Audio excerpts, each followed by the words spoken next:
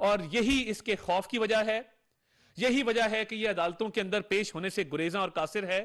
और आज अदालतें जब बुला रही हैं तो ये जो दो झंडे लगा के अभी भी वजीर आजम समझ के अपने आप को बड़के मार रहा है, लोगों को तड़ियां लगा रहा है, मगर अपनी हालत यह है कि अपनी हालत पतली है।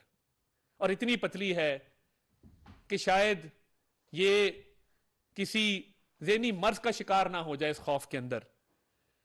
और ये हो रहा है आहिस्ता आहिस्ता। तो ये ऑप्शन आपके पास कोई नहीं है। आप जत्था लेके आए, अकेले आए, डंडे लेके आए, कील लेके आए, आप जैसे भी आए, खौफ का साया आप पे मंडलाता रहेगा।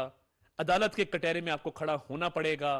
यह नहीं हो सकता कि आप अदालत से राह फरार इख्तियार करें और कई कई महीने इस प्रोसेस को डिले करें।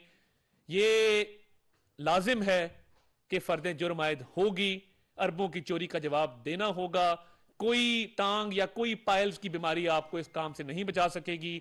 आप अपने आप को लॉक करें, बेड के नीचे घुसें, दीवार फलांगें या वॉशरूम में लॉक कर लें। आपका एहतसाब होके रहेगा। आप जो मर्जी कर लें, इदारों को गालियां दें, अफसरान के नाम लें, आपने जो करना है आप कर लें। फराह गोगी और कप्तान लूट के खा गए पाकिस्तान का हिसाब हम लेकर रहेंगे।